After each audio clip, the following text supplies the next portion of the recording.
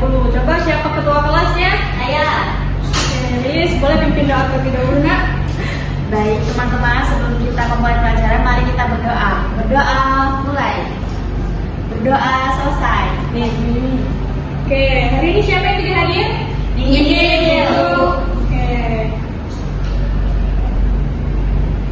Baik anak-anak, sebelum Ibu menyampaikan pembelajaran hari ini, Ibu ingin bertanya kepada kalian. Pernah tidak kalian itu membaca sebuah cerita, tapi ceritanya itu terasa membingungkan saat kalian membacanya? Pernah tidak? Pernah. Nah, itulah diperlukan adanya struktur dalam sebuah cerita. Nah, tujuan pembelajaran kita hari ini adalah yang pertama agar kalian itu bisa memahami struktur dari cerita pendek. Lalu yang kedua agar kalian bisa menentukan struktur dari cerita pendek. Lalu yang ketiga mengetahui contoh dari cerita pendek tersebut. Nah, kita bahas sedikit. Apa sih itu cerita pendek? Jadi cerita pendek atau sering kita singkat dengan cerpen adalah sebuah karya sastra prosa fiksi yang menceritakan kisah singkat, ringkas dan juga padat. Nah, biasanya berfokus pada satu tokoh utama dan hanya memiliki satu konflik atau peristiwa utama saja. Nah, sekarang kita akan membahas struktur dari cerita pendek secara umum. Struktur dari cerita pendek ini ada 4 anak-anak. Yang pertama itu ada orientasi atau bagian awal ceritanya. Lalu yang kedua itu bagian komplikasi, bagian di mana masalah itu akan muncul.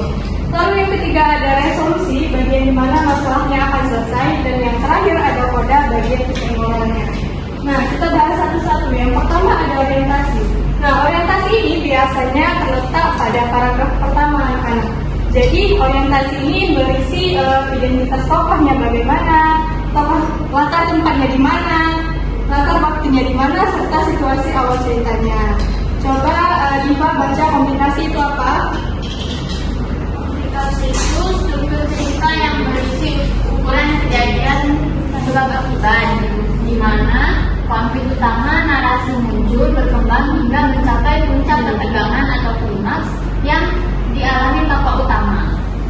Ya, betul sekali. Jadi komplikasi itu adalah bagian di mana masalahnya itu muncul dalam sebuah cerita, ya.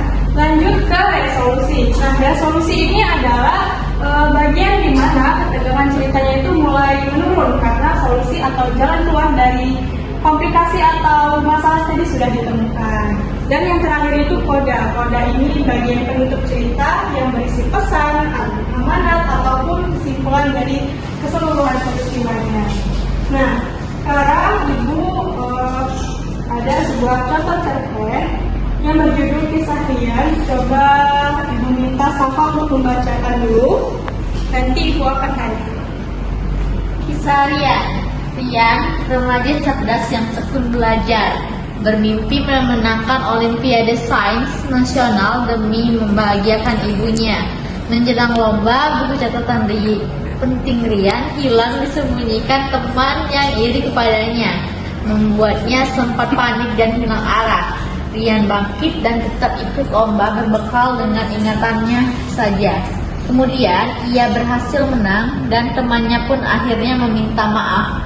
Kemenangan Rian membuktikan bahwa kerja keras dan tekad kuat tak akan bisa dikalahkan oleh niat jahat orang lain. Oke, terima kasih Safa sudah membacakan cerita dari Kisah Rian. Nah, sekarang Ibu ingin bertanya kepada kalian. Coba ada yang tahu nggak di mana komplikasi di dalam cerita ini? Ibu, boleh Wahyu. Jadi komplikasinya itu terdapat di bagian di mana buku catatan penting Rian hilang disembunyikan teman yang iri kepada temannya, membuat sempat panik dan hilang arah. Nah, itu di bagian paragraf kedua, yaitu kalimat pertama. Oke, betul sekali buat Wahyu. Kenapa dia disebut komplikasi, Wahyu? Karena di bagian itu muncul masalah atau konflik yang dialami tokoh utama ibu, yaitu Rian. Betul sekali, tepuk tangan lagi. Pertanyaan coba siapa yang tahu di mana kodenya di dalam cerita kisah Rian ini? Saya Boleh, Diva.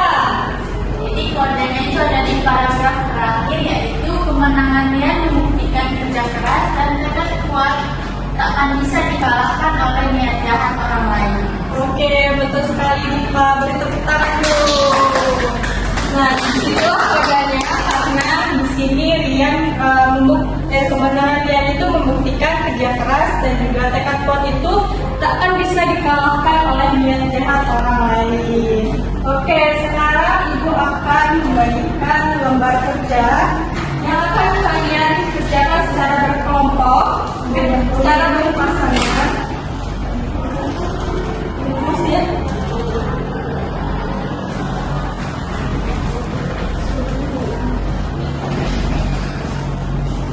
Oke, kalian akan mengerjakan lembar kerja yang dikerjakan secara berpasangan ya dengan teman sebaya sekalian.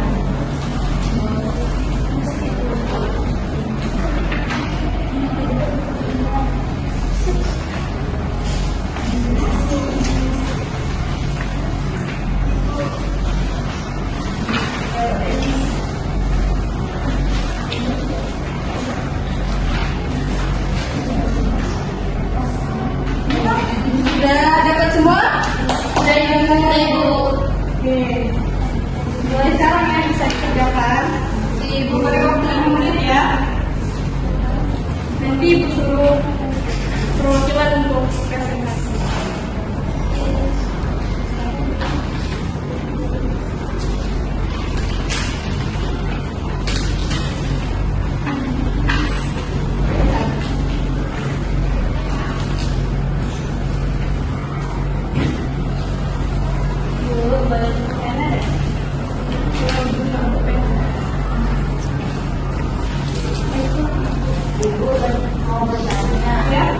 Ditulisnya di mana?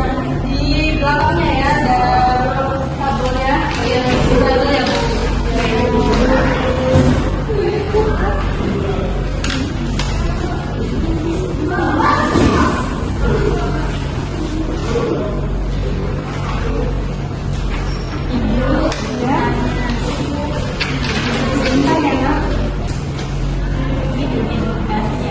Iya, ini di sidangnya.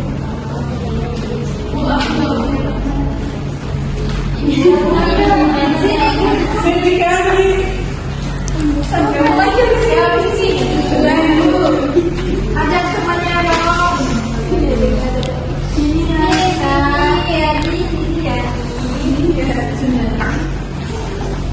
Bu, simpulan taruh mana ya?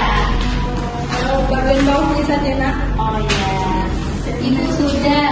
Sudah ya. Yang lain sudah belum? Sudah ya.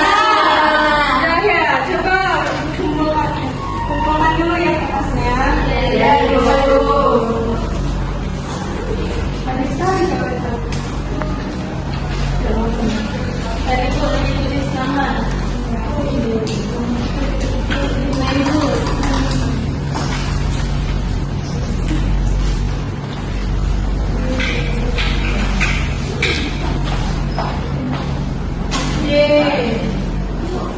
Menarik sekali jawaban kalian ini ya, bagus-bagus, ada yang panjang, ada yang tidak terisi sama sekali ya. Tapi coba Ibu di kelompok dua deh, Ali Safira dan Mariska mana? Kayak bawa nih.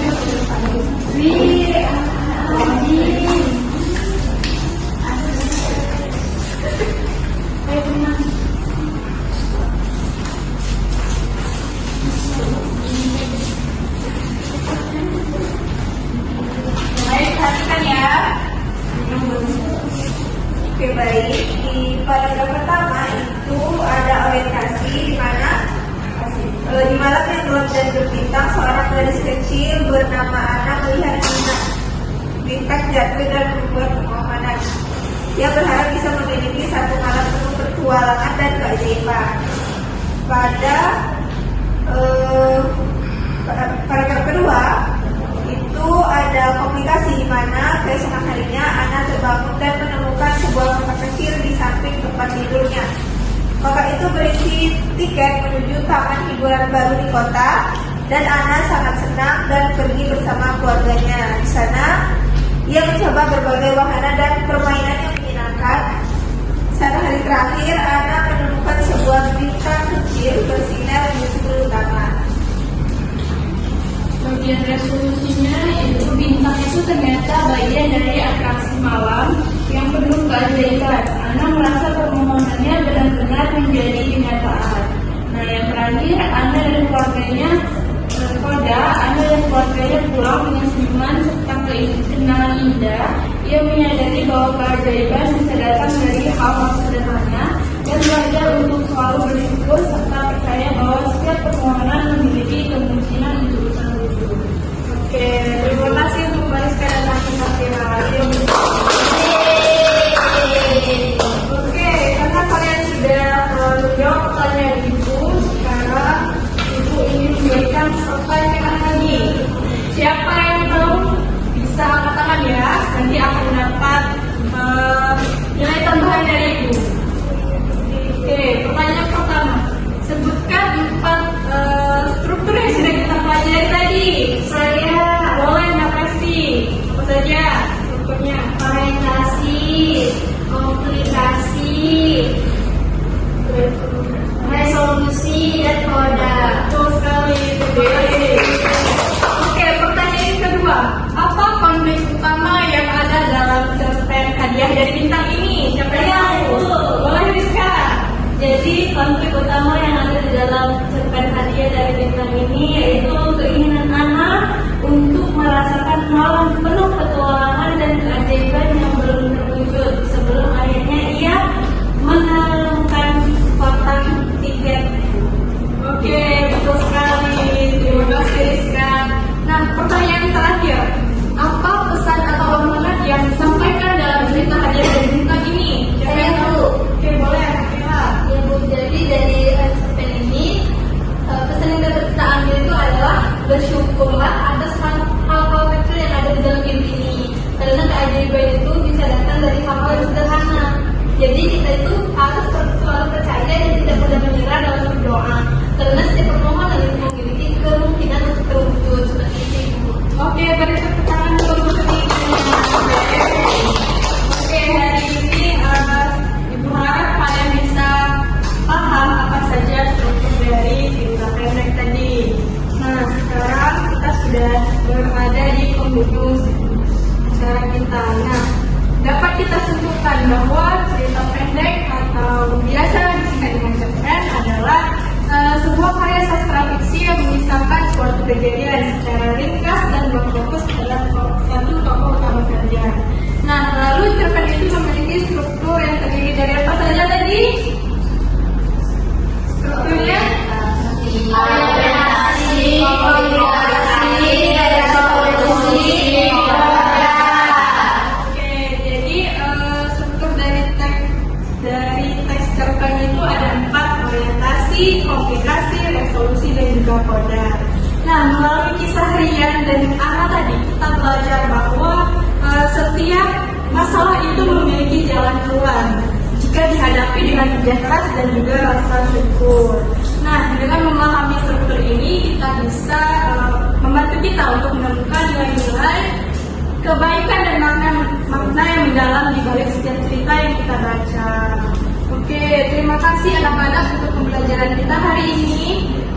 Terima kasih buat anak-anak yang sudah berpartisipasi untuk menjawab pertanyaan dari Ibu. Dan sampai jumpa pada pertemuan berikutnya. Ibu akhiri. Wassalamualaikum warahmatullahi wabarakatuh.